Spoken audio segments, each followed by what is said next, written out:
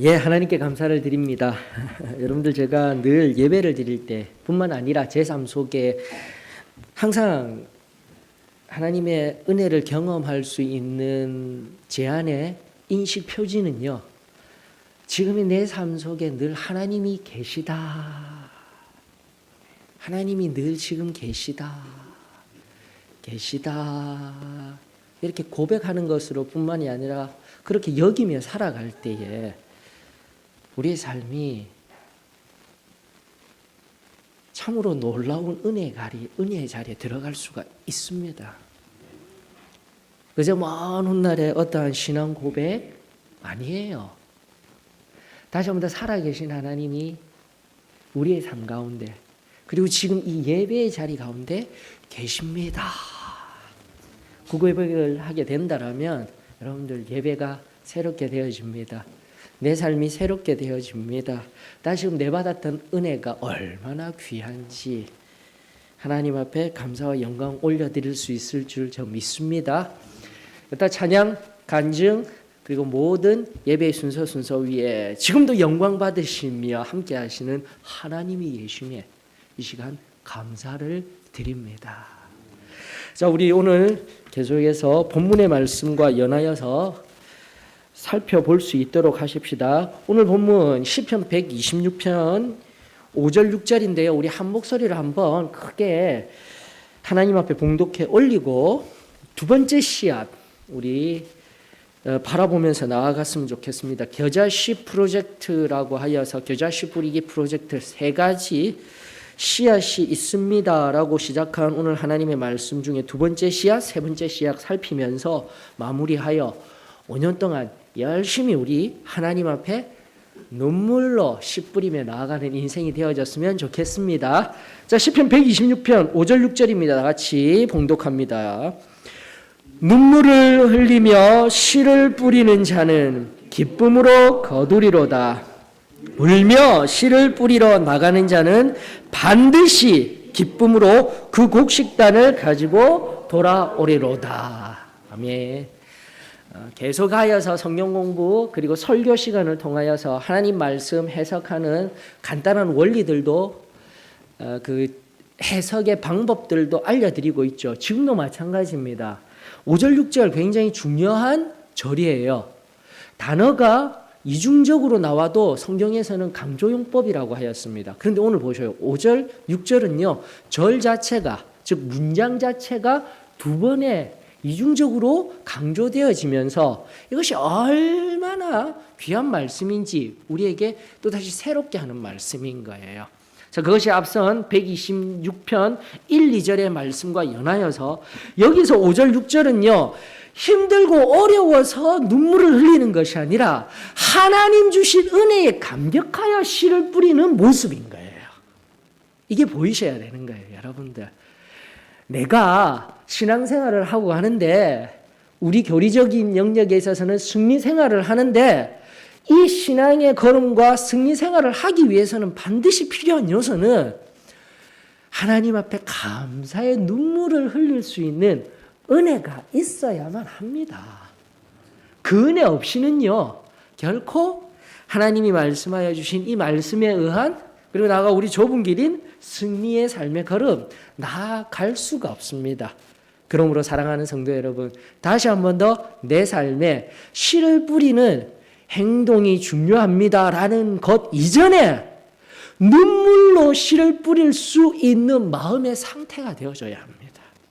내 영혼의 변화가 필요한 거예요. 만약 내 말은 영혼으로 그저 프로그램화된 교회 안에 사역화된 모습으로 세상에 나아가게 되면요. 이제는 세상 사람들도 알아요. 무엇 하나 주어도 교회 오라고 주는 거죠. 결코 사랑에 감격하여 받는 것이 안 되는 시대를 살아가고 있습니다. 우리 꼭 기억하십시다. 첫 번째, 만약 가장 중요한 오늘 말씀을 통해서 가장 중요한 키워드를 뽑으라 한다면 눈물을 흘림이에요. 눈물을 흘리며 이 눈물은 뭐예요? 감격의 눈물입니다. 은혜에 의한 그 은혜에 감사하는 눈물이 우리들의 삶 가운데 늘 일어나게 되어져야 할 줄 믿습니다.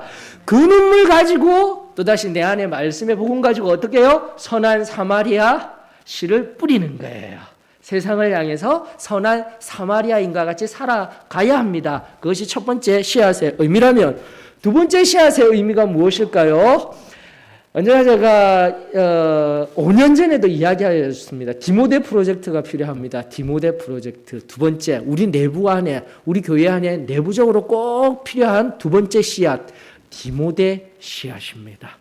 자, 이것은 바로 계속해서 강조하고 있는 다음 세대를 향한 나 말고 우리의 아들과 우리의 딸, 나아가 내 손자, 손녀를 위한 신앙의 씨앗을 뿌려야만 하는 거예요. 반드시 필요한 겁니다. 자, 이 말씀을 위하여서 우리 빌립보서 2장으로 한번 가보십시다. 제가 누가복음 강해를 지난 5년 동안 쭉 하면서 했었던 강해, 서신서 강해가 두 가지가 있습니다. 에베소서와 빌립보서 통째로 제가 다 해드렸었어요. 에베소서와 빌립보서. 왜 그러냐면 에베소서는 정말 교회가 무엇인지를 우리에게 알려주는 서신입니다. 교회가 무엇입니까? 알고 싶습니까? 에베소서를 통으로 읽어보셔요. 에베소서를 통으로 꼭 읽어보셔서 에베소서 6장 정도이기 때문에 한 번만에 다 읽어내리실 수가 있어요. 그렇게 하시면 교회는 눈에 보이는 이 가견적인 이 건물, 이것이 교회가 아니라 예수 그리스도를 머리로 한 우리 한 사람 한 사람이 교회입니다. 이 기초를 놓는 에베소서 강해가 있었다면 빌립보서는 무엇입니까? 은혜 이후에 어떠한 상황 속에서도 기뻐할 수 있습니다. 기쁨의 서신서가 바로 빌립보서인 거예요. 지금도 마찬가지입니다. 우리가 디모데 씨앗을, 씨앗 플랜을 바라보기 이전에 왜 빌립보서 2장을 바라보자라고 하면은 이 빌립보서가 먼저 배경을 가져야 할 것은 기쁨의 서신서입니다. 그리고 다음 세대를 향한 귀한 말씀이 이 빌립보서 안에 녹아 있습니다. 하기 이전에 빌립보서를 기록하였던 바울, 즉 이 말씀을 빌립보 성도들에게 주기 위하여서 기록하였던 바울의 상태 알고 계시죠? 옥중에 있었던 때예요. 결코 기뻐할 수 없었던 때입니다. 그런데도 우리 너무 잘 아는 말씀 있죠. 4장 11절 제가 틈만 나면 11절로부터 13절 말씀은 제가 자주 인용합니다. 13절 말씀은 잘 안다고 했어요. 내게 능력 주시는 자 안에서 내가 모든 것을 할 수 있느니라. 이런 말씀들은 잘 아는데 11, 12절은 몰랐잖아요. 우리 그리스도인들에게 참된 자족함의 은혜를 선포하는 말씀. 그 자족함 속에서 내가 모든 것을 할 수 있습니다. 어떠한 상황 속에서도 내가 모든 것을 할 수 있습니다. 라는 말씀이었다라는 것. 이 빌립보서 강해 그리고 순간순간 하나님의 말씀의 선포 속에서 우리 그리스찬은 자족의 은혜가 있습니다. 배부른 상황 속에서도 배고픈 상황 속에서도 하나님만으로 그 하나님만으로 내 안에 능력 주시고 함께 하여 주시는 그 하나님만으로 내 안에 큰 기쁨이 있습니다. 라는 것을 우리가 살펴보았습니다. 자, 그 배경과 함께 보십시다. 사도 바울이 빌립보 교회에다가 이 편지를 보낼 때 빌립보의 상황을 짤막하게나마 우리가 이제는 개인의 이야기, 우리들에게 주었던 사도 바울을 통한 기쁨의 서신, 어떠한 상황 속에서도 나에게 만족감을 주시는 분은 하나님이셔라는 개인의 말씀의 교훈과 진리를 끌어올리고 난 연후에 빌립보 교회의 상황을 우리들에게 알려주는 말씀이 이제 시작하게 될 빌립보서 2장 14절로부터 우리가 살펴보게 될 텐데요. 14절에 한번 보십시다. 뭐라고 하고 있냐면 모든 일을 원망과 시비가 없이 하라라고 성경은 말하고 있어요. 자, 이 말의 의미는 뭐냐면 참조할 수 있는 이 본문 이 2장 14절에 의한 빌립보 교회의 상황을 좀 더 세밀하게 살펴볼 수 있는 참조의 말씀이 3장 2절에 있는 겁니다. 3장 2절에 뭐라고 하고 있냐면 개들을 삼가고 행악하는 자들을 삼가고 몸을 상해하는 일을 삼가라 라고 이야기를 하고 있는 거예요. 자, 이 말씀을 이 두 절의 말씀을 종합만 해보아도 다른 여타 말씀을 찾아보지 아니하여도 초대교회 초대교회라 하면 진정 성령의 뜨거운 역사에 의하여서 평안이 흘러넘치고 빌립보서에 의한 또 개인에게 주신 그 기쁨만이 흘러넘치는 교회 아니라는 거예요. 아프다라는 거예요. 갈등이 있다라는 거예요. 그리고 진리가 아닌 다른 것들을 전하는 행악자들이 있었다라는 것을 우리는 발견할 수 있는 겁니다. 그러다 보니 말씀, 리더십이 조금이라도 내 마음과 같지 아니하면 2장 14절에 의하여서 뭐가 생긴다고요? 원망이 생겨요. 그리고 옳고 그름을 판단하고자 하는 것. 이것이 바로 빌립보 교회에 있던 성도들의 모습이자 오늘날 우리의 모습과도 동일합니다. 사랑하는 성도 여러분, 다시 한 번 더 하나님 말씀에 의한 적용을 가지십시다. 우리가 아무리 뜨거운 은혜를 받았습니다. 그러나 공동체는 또 공동체가 중요합니다 하지만 정말 힘들어요. 생각이 다르고 자라온 환경이 다르고 또 기질이 다른, 심리학적으로는 기질 또한 다른, 아무리 은혜를 받아서 성결이 하나가 되는 것이라는 교리적인 진리가 있다 할지라도 너무나도 다른 사람들이 모여서 하나님의 뜻을 이루며 나아가고자 할 때에 삐그덕 거릴 수 있어요. 바로 그때 필요한 것이 무엇입니까? 저는 믿습니다. 성령 하나님이신 거예요. 우리가 진정으로 하나 되어서 하나님의 뜻을 이루어 나아갈 수 있는 우리 안에 윤활유와 같은 역할을 하는 삐그덕거리며 소리나며 끄덕끄덕거리는 그 공동체를 끊임없이 부드럽게 끝까지 천국까지 나아가게 하는 그 힘은 바로 성령의 기름이 부어져서 우리 안에 삐그덕거리는 소리들, 원망할 수 있는 상황들, 또 시비를 판단하고자 하는, 오늘 아침에도 교회는 법정이 되어서는 안 된다고 하였습니다. 법정과 같이 내가 잘못했어, 너는 조용히 있어, 법정이 되면 안 된다니까요. 시비를 가리는 곳이 되면 안 되는 거예요. 여러분, 시비는요 하나님이 가려주시는 겁니다. 사람이 하려고 하면 안 돼요. 특별히 실제적인 시비를 가려야 할 상황이 있으면 이미 우리 AFC 일꾼 학교를 통해서 어떻게 해야 하는지 다 보았어요. 하나님이 세우신 권위를 인정하며 그 권위에 순복하는 은혜가 있기를 원합니다. 내가 판단하려고 하면요 끊임없이 삐그덕거립니다. 자, 그것을 이제 우리가 목회적인 차원에서, 교회론적인 차원에서 다시 한 번 더 우리 신앙 안에 단순화시킨 말씀을 찾아가면서 보는 것이 아니라 다시 한 번 더 내 안에 끊임없이 기름 부으시는 그 성령의 윤활유가 나뿐만이 아니라 이 교회 안에도 충만하게 될 때 그 놀라운 은혜만이 차고 흘러넘치는 귀한 교회, 우리 소망교회가 될 줄 저는 믿습니다. 자, 그러면서 이제 원망과 시비가 있을 수 있는 상황입니다. 여러 가지 다른 이야기를 할 수 있는 사람들이 있습니다 하였는데 이제 15절 18절을 보시면 되는 거예요. 다 같이 한번 보십시다. 눈으로 따라오셔요. 15절 18절입니다. 빌립보서 2장입니다. 이는 너희가 흠이 없고 순전하여 어그러지고 거스르는 세대 가운데서 하나님의 흠없는 자녀로 세상에서 그들 가운데 빛들로 나타내며 생명의 말씀을 밝혀 나의 다름질이 헛되지 아니하고 수고도 헛되지 아니하므로 그리스도의 날에 내가 자랑할 것이 있게 하려 함이라. 여러분들이 아무리 어그러지고 이런 말 저런 말 서로 다름 속에서 삐그덕 거리는 상황이 있을 수 있지만은 사도 바울의 그 수고를 통하여서 바로 지금 빌립보 안에 있는 서로 다른 사람들이지만 그럼에도 불구하고 우리 예수님이 오시는 그날에 내가 자랑할 것이 무엇이라고요? 빌립보 성도라니까요. 예수 그리스도의 은혜를 받은 우리 빌립보 성도라니까요. 저 또한 동일합니다. 지난 5년간을 생각하면 5년 전에 시작하게 될 때, 그리고 이번에 우리 각 지방교회에 정말 아름답게 우리 목사님들이 이동하셔서 취임 예배를 아름답게 드렸다라는 제가 소식을 접하면서 하나님 앞에 너무 감사했습니다. 그러면서도 여기가 좀 아팠어요. 나는 취임할 때 축하 소식도 못 듣고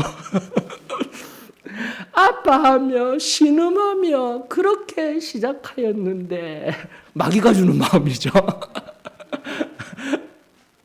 지난 5년 동안 진정 하나님의 은혜 속에서 바로 여러분들이 묵묵히 부족한 자의 말씀, 선포, 리더십을 다 받아주시면서 함께한 우리 소망교회에 이 시간 감사를 드립니다. 바로 여러분들의 걸음이었어요. 동일한 겁니다. 여러분들 교회는요, 누군가 위대한 지도자가 나와서 이끌었기 때문에 가능하다? 아니에요. 하나님의 은혜에 의하여서 모두가 하나 되어 나아가게 될 때 진정한 교회가 되는 겁니다. 이것을 우리 잊지 아니하였으면 좋겠습니다. 그런 의미에서 저는 우리 소망교회 성도님들, 다른 교회 같으면은요, 이미 4분, 5분 분열되어져서 끝이 나야 돼요. 교회가 안 될 상황 속에서도 모두가 한 마음이 되어서 한 사람도 빠짐없이 이 믿음의 걸음을 묵묵히 걸어 나아가는 여러분들이 예수 그리스도 앞에 참된 자랑이자 하나님의 기쁨이 되며 이 시간 감사를 드립니다. 자, 그러면서 사도 바울의 수고가 여러분들, 그럼에도 불구하고 사도 바울의 수고가 있었음을 기억하십시다. 그러면서 17, 18절 고백합니다. 만일 너희 믿음의 재물과 섬김 위에 내가 나를 전제로 드릴지라도 나는 기뻐하고 너희 무리와 함께 기뻐하리니 이와 같이 너희도 기뻐하고 나와 함께 기뻐하라. 기뻐하고 기뻐하라. 너희 그렇게 아름답게 예배드리는, 그렇게 올려드리는 제물, 그 모든 예배 속에서 나 또한 제사장이 되어서, 전제의 의미들은 이미 언젠가 알려드렸습니다. 우리 절기 같은 거 공부할 때도 전제라는 것은 제사장을 세울 때, 리더십을 세울 때 철저하게 리더와 관련한 용어예요.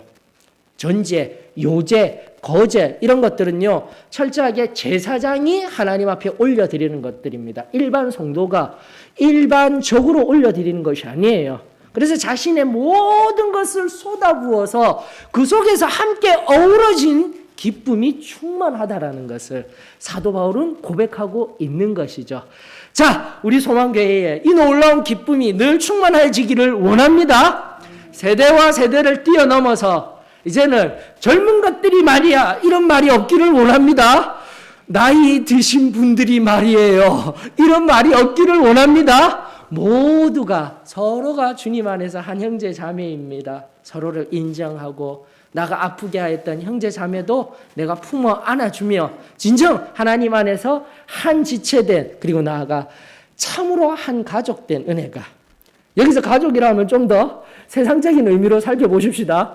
내 아들, 딸이 아무리 잘못해도 데리고 가야 되잖아요. 내 아들, 딸이잖아요. 족보에서 파버린다 이런 거 없잖아요. 말은 그렇게 하지만 항상 보게 되면은 다 뒷바라지 하고 계시는 것이 우리 어머니, 아버지 아닙니까? 근데 내 형제 자매 말은 그렇게 하지만 그럼에도 불구하고 안고 가려고 그게 가족이잖아요. 저는 우리 소망교회가 그런 영적인 가족이 되어지기를 원합니다. 생물학적인 나이를 떠나서요, 영적으로 연약한 자가 있습니까? 부족한 자가 있습니까? 메마른 자가 있습니까? 가시돋친 자가 있습니까? 내가 사랑하며 고슴도치 사랑과 같이 품어내며 함께 나아가는 은혜가 바로 이 교회 위에 그 기쁨으로 충만하여지기를 축원합니다. 그런데요, 여기까지 정말 상황도 이야기하고 내 안의 기쁨, 그리고 우리 안의 기쁨, 빌립보 교회 안에 있는 기쁨도 이야기하지만 19절로부터 이제 더 봤으면 좋겠지만 그럼에도 불구하고 22절까지 의하여서 여기에 실제적인 우리 인간의 한계, 그리고 사도 바울의 한계가 드러나면서 대안이 제시되고 있는 장면입니다. 자, 한번 말씀 볼까요? 19절에 내가 디모데를 속히 너희에게 보내기를 주 안에서 바람은, 이유는 간단합니다. 이미 앞서 드린 바와 같이 사도 바울은 옥중에 갇혀 있는 상태라니까요. 그렇다고 우리가 생각하는 매 맞고 고난받고 하는 옥이 아니라 로마에서 지금 자신의 신앙을 변증하기 위한 시민권자로서 가택연금 상태예요. 즉 꼼짝을 할 수가 없는 상태예요. 오히려 이 빌립보 교회를 향한 상황에 의하여서 내가 직접 나아가서 이 기쁨과 함께 이 상황을, 원망과 시비가 들을 수 있는 상황을 내가 직접 하고 싶지만 이게 한계인 겁니다. 갇힌 자리에서, 또 나아가 이제는 나이가 점점 들어가는 우리 인생의 자리에서 그 다음 대안이 무엇인가? 디모데인 거예요. 나는 할 수 없지만 디모데가 어떠한 자였기에 나 대신에 디모데라는 인물을 통하여서 이 어려운 상황, 어쩌면 어려운 상황, 이 기쁨을 함께 공유할 자로서 디모데를 내어보내는지 말씀 속에서 답을 찾았으면 좋겠다라는 거예요. 계속 보십니다. 19절입니다. 너희의 사정을 알므로 안위를 받으려 함이니 이는 뜻을 같이 하여 너희 사정을 진실히 생각할 자가 이밖에 내게 없음이라. 즉 나와 디모데가 그리고 목회자의 생각에 의하여서 빌립보 교회를 치리하려는 것이 아니라 빌립보 교회에 있는 성도들의 마음을 진실히 살펴서 일을 할 사람이 누구라고요? 디모데라는 겁니다. 이게 교회의 핵심이에요, 여러분들. 하나님의 말씀에 대한 가르침과 전파에 수고 있어야 합니다. 하지만 목회라는 것은요, 설교와는 다르게 진정 양떼들을, 성도들을 하나하나 다루어서 함께 하여서 그들이 하나님의 은혜를 체험할 수 있도록 그 필요를 알 수 있도록 만드는 것이 목회인 거예요, 여러분들.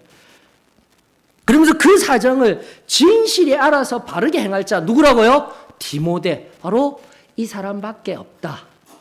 그리고 우리 빌립보 강의하면서 알려드린 바와 같이 이 디모데는 바로 2차 전도 여행을 통하여서 그의 양아들과 같이 여기며 함께 사역한 한 세대가 차이 나는 자기의 아들과 같은 자였다라는 것을 우리는 잘 알고 있는 것이죠. 자, 그러면서 계속해서 성경은 이렇게 이야기를 하고 있습니다. 그들이 다 자기 일을 구하고 이 사람밖에 없어요. 지금 디모데밖에 없어요. 성경을 또다시 계속해서 찾아보고 싶지만은 어떤 사역자들은 세상으로 또 나가버렸어요. 사역을 하던 사람들도 세상에 나갔어요. 그게 바로 초기 교회의 모습이기도 합니다. 오늘날에만 하나님을 그토록 잘 섬기던 목회자가 우리에게 이렇게 해야 된다고 가르쳐주던 목회자가 나갔어요. 어떻게 이런 일이 초대교회에서도 있었습니다. 여러분들 혼동하지 마셔요. 그것은 사단이 하나님의 일하심 속에서 끊임없이 열심히 일하며 우리 성도들을 밀가부르듯이 하고 있다라는 그 원리를 놓치지 마셔요. 한 분의 간증과 같이 편안함 속에서 오늘날 너무 편안한 가운데서 나의 심령의 열정과 믿음을 약하게 만들었다고 하였을 때 그건 어디로부터 온 것입니까? 바로 사단이 우리를 그 편안함 속에서 하나님의 일을 하지 못하도록 죄 짓지 않게 하는 것은 이제 앞전의 패러다임이에요. 앞선 시대의 패러다임이에요. 이제는 바뀌어야 돼요. 내가 지금 죄라는 인식을 하게 될 때는요, 죄를 안 해야지, 짓지 말아야지가 아니라 이 편안함 속에서 하나님의 일을 기쁨으로 감당하지 못하게 하며 하나님과 함께 하지 못하게 하는 그 모든 것들이 지금 내 안에 죄입니다라는 것을 발견하였으면 좋겠습니다. 말씀으로 다시 또 들어가십시다. 그러면서 그들이 다 자기 일을 구하고, 여기에서 엄밀한 의미는 말씀드린 바와 같이 앞서 초대교회 때도 일하던 사역자들도 나간 사람이 있습니다. 그리고 뒤에 성경이 이야기하듯 계속해서 보십시다. 그리스도의 예수의 일을 구하지 아니하고 자기 일을 구하는 사람들도 있다라는 거예요.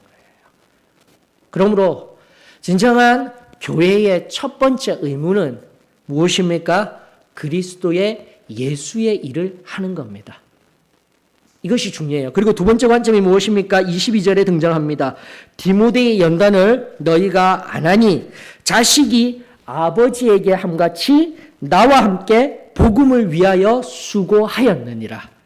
두 번째 원리. 첫 번째는 21절 하반절에 있는 그리스도 예수의 일을 구하는 것. 두 번째는 복음을 위하여 수고하는 것이에요. 이것이 진정한 공동체 내에 아버지 세대였던 그 아버지 세대 바울을 상징하며 이야기하는 아버지 세대, 앞전 세대, 그리고 디모데를 통하여서 후세대, 빌립보 교회라는 특정 상황 속에서 바울과 디모데가 믿음의 유산을 남기며 바톤을 주며 이끌어야 할 신앙의 참된 원리가 되어야 할 줄 믿습니다. 다시 강조합니다. 첫 번째, 누구의 일도 아닙니다. 좀 더 엄밀히 얘기하고 좀 더 깊이 살펴서 사도의 신앙교회라는 교단의 교리를 따르라고 선포하는 것이 우리 교회가 되어서는 안 됩니다. 2차적인 의미에서 사도의 신앙교회라는 이 교리를 근거로 하여서 예수 그리스도의 일을 하는 거예요. 사도의 신앙교회를 통하여서 복음의 수고를 아끼지 아니하는 거예요. 이것이 바로 앞전 세대와 그 다음 세대가 반드시 연결되어져야 할 고리입니다. 사도의 신앙교회에 구원받고 성결받고 성령 침례받아서 승리의 삶 살아가는 것, 그 단순하였던 그것만을 가르쳐서 될 일이 아니라 이제는 바로 사도의 신앙교회를 통하여서 받았던 그 단순한 은혜들과 함께 성경이 하나하나 말씀하고 있는 앞전 세대와 다음 세대가 연결되어져야 할, 그리고 계속해서 이어져야 할 신앙의 전통, 그리고 하나님의 말씀의 근본은 예수 그리스도의 일을 하는 것, 그리고 복음의 수고를 하는 것, 저와 여러분들의 도전이 있기를 주의 이름으로 축원합니다. 그러므로 앞선 세대이신 어머니 아버지들이 계시다면 지금까지 나 열심히 해서 압니다. 그 모든 열심들 하늘 우리 아버지 앞에서 상급받는 은혜가 충만하시기를 주의 이름으로 축원합니다. 그러면서 끝이 나야 되나요? 아니라는 겁니다. 다음 세대들을 향하여서, 우리 자녀 세대들을 향하여서 이걸 온 한 해 어쩌면은 계속되어진 우리의 모토가 될 만한 귀한 자전거 믿음 아시죠? 자녀 세대들에게 전하여 줄 거대한 유산은 믿음입니다. 믿음입니다.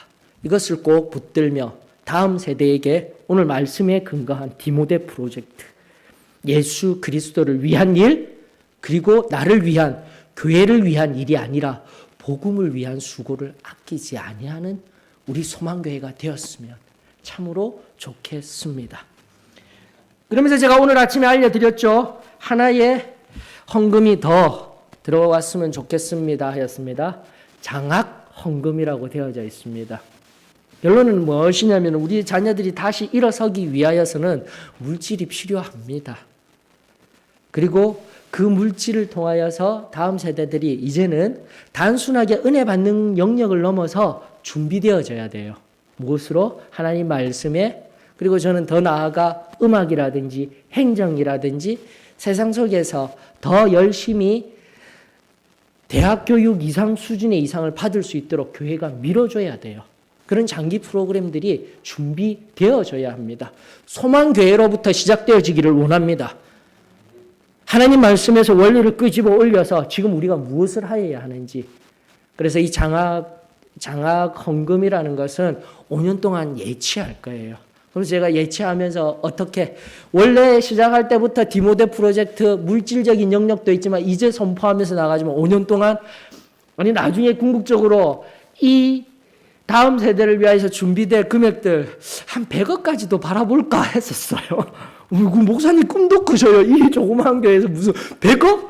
근데 하나님은요, 꿈대로 되어지게 하실 줄 믿습니다. 그래도 100억 하면은 너무 이제 많아요. 안목에 정욕이 생길까 두려워하며 10억 정도로만 이것도 아유 목사님 진짜 꿈도 꾸죠 이러고 계시겠지만 저는 믿습니다. 여러분 딱 10억만 있고 그걸로 인하여서 다음 세대를 위한 장학기금으로만 마련되어지면은요, 1년에 한두 사람, 루터교가요 철저하게 그런 역할로 하고 있어요. 루터교가 개신교 내에서 가장 큰 맏교단임에도 불구하고 루터교회는 지금 한국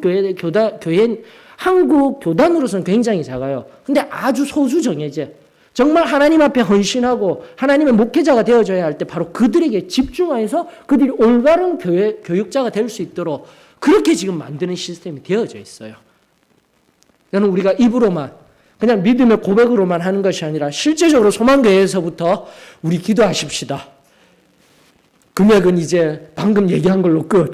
자꾸 얘기하면은 부담되셔요. 그 부담을 우리 누구에게 주자고요? 하나님께 기도하면서 부담을 팍팍 드렸으면 좋겠습니다. 그러면서요, 5년 동안 장학적금은 예치하여서 다음 세대를 향하여서 사용되어질 수 있도록 그렇게 씨 뿌리며 나아가는 은혜가 우리들 가운데 있기를 주의 이름으로 축원합니다. 이제 마지막은 다른 것이 아닙니다.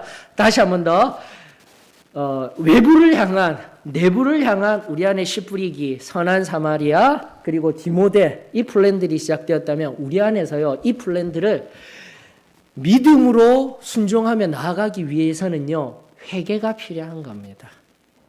여러분들 이 말을 오해하시지 마셔요. 승리의 삶을 가르치는 교회에서 왜 회개라는 씨앗이 필요하느냐 여러분들 잘 들어보셔요. 오늘날 개신교에 선포되어지는 복음은요 예수님 믿고 구원 받는 겁니다. 물론 예배의 첫 시작 속에서는요 회심의 기도가 선포되어지며 회개의 기도를 합니다. 근데 굉장히 뭉뚱그려져 있어요.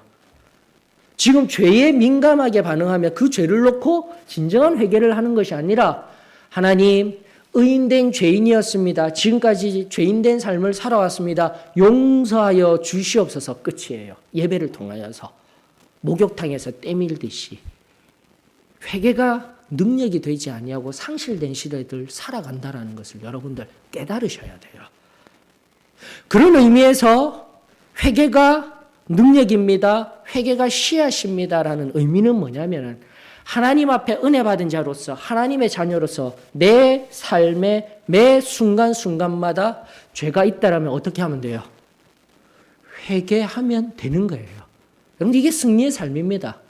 성경을 살펴보셔요. 초대교회에서도 죄가 있었습니다. 자 그렇다면 우리의 단순화했던 원리는 무엇입니까? 구원받아서 성령에 의하여서 과거의 죄는 흘러갔습니다. 그리고 지금부터 성령에 의하여서 성결에 의하여서 원죄 또한 사라지며 그 깨끗한 심령에 성령이 부어졌기 때문에 죄에 민감한 삶을 살았어요. 그리고 그 민감함 속에서 그 은혜에 또다시 오늘 본문처럼 감격하여서 눈물로 살아낼 때는 믿습니다. 승리의 삶 되어집니다. 그러나 이 순간 우리의 삶을 뒤돌아볼 때 어느 순간 오늘 한 어머니의 간증과 같이 편안함 속에서 내가 많은 부분 세상에게 죄에게 우리의 그 순결한 자리들을 내어 주었습니다. 이것을 인정하는 것 이게 바로 능력입니다. 이게 인정이 되어지지 아니하고 다시금 뭉뚱그려져서 나는 의인된 죄인입니다라는 그 교리에 얕은 교리에 살아가고 있다라면 나도 모르는 순간 하나님 앞에 서게 되었을 때 나는 너를 모른다라는 말씀이 나에게 적용될 수 있어요. 사랑하는 성도 여러분, 다시 한번 승리의 삶을 살아간다라는 것은 죄와 지금도 분투하며 싸우는 거예요. 다시 한번 유다서 3절이 우리에게 던져준 우리의 귀한 모토죠. 잊지 마십시오. 성도에게 단번에 주신 믿음의 도를 위하여 힘써 싸우라는 거예요. 그 은혜의 충만함 속에 들어가 있을 때는 그 은혜 안에 있을 때는 내가 분명히 됩니다. 승리의 삶을 살아가지게 됩니다. 그러나 지금 내가 하나님의 뜻을 이루는 삶을 살지 아니하면 나는 그 삶 속에서 살아갈 수가 없습니다. 이 진실한 고백이 흘러나오며 내 삶에 석화되어져 있는 특별히 습관의 문제라고 하였습니다. 하나님 말씀을 대하지 아니하고 묵상하며 기도하지 아니하고 하나님 앞에 우리 가정이 참으로 우리 주님이 제사장이십니다. 선포하지 아니하고 나아가 말씀을 새기지 아니하고 적지 아니하고 습관화되는 신앙이 되지 아니하면 그 습관이란 영역 속에 세상의 습관들이 내 시간과 내 존재를 잠식하게 될 것입니다. 크리스찬으로서 TV 보는 것이 드라마 보는 것이 나의 습관입니다. 세상 어느 누구에도 변화를 줄 수 없어요. 지금도 내 삶의 삶 속에서 내가 어떠한 습관을 따라 행하고 있는지 다시 한번 믿음의 깊은 자리에서 내 삶을 점검하며 하나님 앞에 버려야 될 것이 있습니까? 치워버려야 할 것이 있습니까? 하나님 앞에 순결함으로 나아가야 할 것이 있습니까? 우리 새롭게 회개할 수 있는 은혜가 그 역사가 저와 여러분들에게 임하여지기를 축원합니다. 그리고 그뿐입니까? 회개의 자리에서 하나님께만 용서를 구하는 것이 아니라 우리 너무나 잘 알고 있었던 우리 신앙의 위대한 원리, 배상하여야 합니다. 내 형제 자매를 아프게 해놓고 내가 아무렇지도 않게 살아가고 있다면 우리 하나님은 결코 우리를 죄 없다 하시지 아니하실 것입니다. 오늘도 시간이 많이 흐르는 관계로 요한일서 등장하지 않아도 요한일서 계속해서 제가 묵상하라고 내어드렸습니다. 어쩌면 우리 성도들에게 가장 유익한 하나님의 가장 위대한 말씀들이 요한일서 녹아 들어 있습니다. 하나님을 사랑하십니까? 형제 자매를 사랑하게 됩니다. 그리고 내가 하나님 앞에 사람 앞에 범죄한 것이 있다면 내 형제 자매를 향해서 다시 한 번 더 화목을 이루는 자리에 나아갈 수 있도록 만드는 위대한 말씀, 사랑의 말씀, 요한일서임을 믿습니다. 반드시 체크하셔서 하나님이 주신 말씀들, 제가 어제부터 늘 주일만 되어지게 되면은 하나님의 말씀에 붙들려 이 말씀들을 우리 성도들이 이해하고 성도들이 받아들일 수 있도록 전하여야 하는데, 여러분들 설교자로서 하나님의 말씀을 듣는 것은 어찌 보면 가장 쉬워요. 제가 어렵다 하지만은 가장 쉬워요. 그런데 그것을 다시금 우리 귀한 성도들이 그리고 우리 양들이 알아듣도록 설교를 다시 이것을 말씀으로 전한다라는 것이 얼마나 깊이 엎드려야 하는지 모릅니다. 하나님, 제발 이 말씀의 원리들이, 이 씨앗의 원리들이, 겨자씨를 눈물로 뿌리는 이 원리들이 우리들 속에서 온전히 심기어질 수 있도록 주님, 제 입술을 붙들어 주시옵소서. 이 하루의 예배를 주장하여 주시옵소서. 저만의 기도와 저만의 고백으로 끝나는 것이 아니라 다시 한 번 더 오늘 말씀과 같이 우리 모두가 하나 되어 공동체로서 세대와 세대를 통하여서 그리고 우리 안에 우리 주님께서 그 전날에 가르쳐 주셨던 참된 승리의 삶의 원리들 하나하나 회개의 씨앗으로 새롭게 하여 이 시대, 어두워져가는 시대 한복판에서 하나님의 뜻을 이루어드리는 저희들이 되었으면 좋겠습니다. 자, 이제 말씀에 입각한 마지막 말씀 우리 살펴보십시다. 여러분들 시편 126편 5절 6절을 통하여서 이제 씨를 뿌리는 그 의미들, 나아가 기쁨으로 반드시 거두리로다 하니까 그 중간에 씨를 뿌리고 난 뒤에 기쁨으로 거두리라는 이 막연한 목적만을 가지고 신앙생활을 하시는 분들이 많습니다. 그리고 그 말씀으로 생각하면 내가 눈물로 지금도 예배드리고 눈물로 기도하면서 나중에 결국 하나님이 나를 알아주실 거야 라고 아주 단순하게 이 5절 6절의 말씀을 시편 126편 5절 6절의 말씀을 해석하고 계신데, 여러분들 성경은요, 성경을 전체적으로 바라보아 진정한 해석, 하나님의 뜻이 무엇인지를 살펴야 합니다.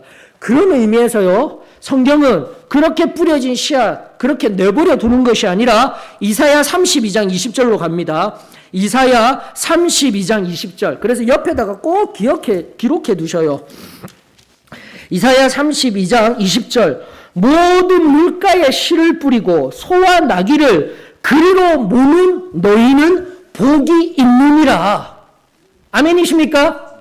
씨만 뿌리고 기쁨으로 단을 거둘 거야 하고 가만히 있는 인생이 아니라 뿌려진 그 씨를 위하여서 뭘 하겠다라고요? 집중을 하겠다라는 것입니다. 시간을 드리겠다라는 것입니다. 물질을 드리겠다라는 것입니다. 이것이 성경적 원리예요. 하나의 말씀에만 붙들려서 우리가 정말 목적이 희미한 삶을 살아가고 있다라면 말씀에 의하여서 우리 자신을 새롭게 하여야만 합니다. 이사야 32장 20절의 말씀, 다시 한 번 더 소와 나귀를 그리로 보내며 내가 가진 것들을 통하여서 하나님의 뜻을 이루어 나아갈 것입니다 라고 이야기를 하고 있습니다.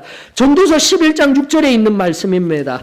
전도서 11장 6절, 너는 아침에 씨를 뿌리고 저녁에도 손을 놓지 말라. 이것이 잘 될는지 저것이 잘 될는지 혹 둘이 다 잘 될는지 알지 못함이니라. 이 의미들은 뿌린 겨자씨, 오늘은 3개를 뿌렸습니다. 그러나 내가 늘 겨자씨를 뿌리는 삶을 살게 될 때 그냥 뿌려놓고 가만히 있는 것이 아니라 뭘 하라고요? 물 주는 인생, 그리고 돌보는 인생, 시간이 필요합니다. 물질이 필요합니다. 성경은 우리들에게 말씀하여 주셨습니다. 잊지 아니하기를 원합니다. 실패할 수 있어요. 내가 오랫동안 마음을 주고 정성을 다하여서 한 형제 자매를 섬겼건만 그 형제 자매가 나를 싫어하며 미워하며 그 사랑을 뒤로 한 채 갈 수도 있어요. 성경은 이미 우리들에게 답을 알려주었습니다. 혹 이렇게 할 수도 있고 혹 저럴 수도 있는 거예요. 기억하십시다. 열의 9은 다 죽더라도 한 씨앗이 자라서 세상에 아파하며 신음하는 그 날아다니는 새들이 안 치울 수 있는 그런 열매를 맺기만 한다라면 나는 그것으로 족합니다. 그 고백이, 그 은혜가 저와 여러분들에게 있기를 원합니다. 오랜 신앙의 연륜 속에서요, 되지 아니하였던 일들로 인하여서 익숙해지지 마십시다. 내버려 두지 마십시다. 지금도 우리는 계속해야 합니다. 조금 더 성경을 해석해 볼까요? 11장 6절에 앞절에 있는 말씀이 정말 귀한 말씀입니다. 청년의 때에 특별히 갓 신앙을 가지게 될 때는 아침에는 씨 뿌리며 즐거운 마음으로 눈물로 감격하여서 씨를 뿌리건만 그걸로 끝 나는 것이 아니라 언제도요? 저녁에도 내 인생이 끝나가는 황혼의 시점에서도 손을 놓지 말라라고 성경은 말씀하고 계십니다. 과거에 내가 어느 시간성 속에서 하나님을 위하여서 열심히 씨 뿌리고 열심히 헌신하였습니다. 끝이 아닌 하나님 앞에 설 그날까지 우리 인생의 아침과 저녁 하나님의 뜻을 위하여 눈물로 씨를 뿌리며 하나님의 복음의 사역에 사용되어지게 될 때 다시 한 번 더 시편 126편 5절에 6절의 말씀과 같이 반드시 기쁨으로 단을 거두게 될 줄 저는 믿습니다. 이 커다란 말씀의 원리, 단순한 원리라고 믿습니다. 이 모든 것들이 오늘 여기에 모인 우리 소망교회 성도님들의 심령에 새겨지며 새롭게 하나님의 뜻을 이루며 나아갈 위대한 하나님의 아들, 딸 저와 여러분들이 되시기를 주의 이름으로 축원합니다. 우리 다 같이 일어나셔서 찬송가 오늘 아침에 불렀던 다시 한번 더 내가 큰 일을 하며 위대한 일이라는 것은 지금 이 삶 속에서 소소히 믿음의 본을 보이며 온전한 승리를 이루어 나아가는 삶입니다. 기억하시면서 우리의 자녀들, 나아가 자녀 세대를 위한 우리가 꼭 간직하여야 할 일들 기억하면서 이 찬양 올려드리면서 하나님 앞에 나아가십시다. 소망의 찬송가 452장입니다.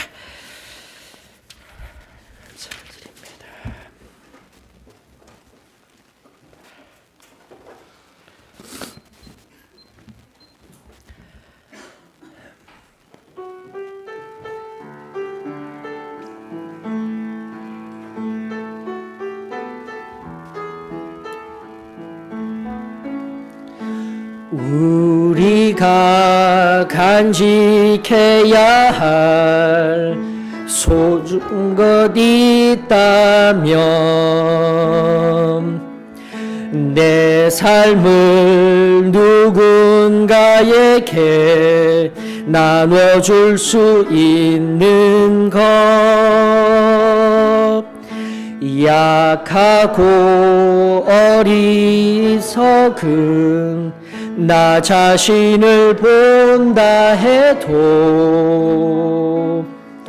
그 모습 그대로를 사랑할 수 있으며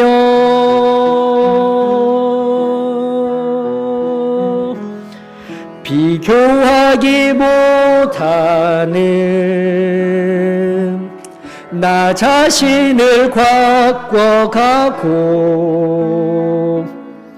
우리를 사랑하신 그분 그분을 믿으며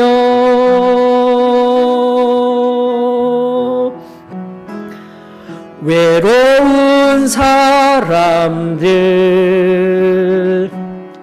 품에 안아줄 수 있도록 우리 맘속에 소중한 것을 간직하며 살아요. 약하고 어리석은 나 자신을 본다 해도 그 모습 그대로를 사랑할 수 있으며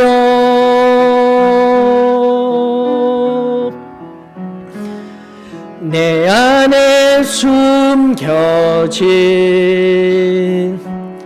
큰 비밀을 발견하고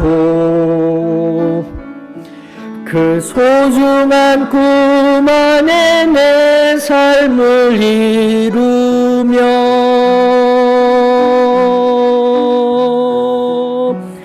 삶에 지친 사람들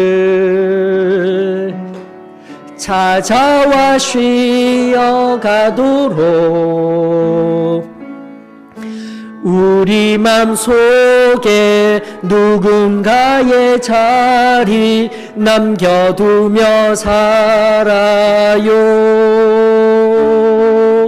사랑하며 살아요. 하나님, 다시금 감사를 드립니다.